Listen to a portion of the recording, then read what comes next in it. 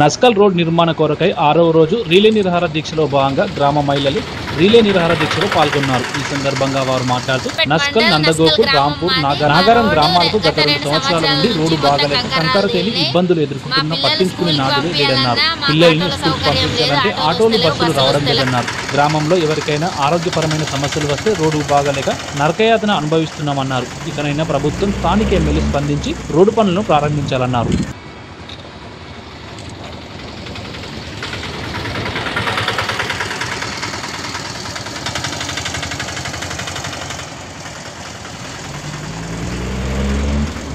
మండల్ నస్కల్ గ్రామం మాది. మా రోడ్డు గత 2 సంవత్సరాల నుంచి మొత్తం కంకర్రాలు తేలినాయి.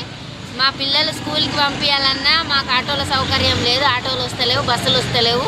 మా పెద్ద ముసలి వాళ్ళని కూడా హాస్పిటల్ తీసుకువెళ్ళాలన్నా కానీ మాకు రోడ్ కరెక్ట్ లేదు, ఎవరు వస్తలేరు.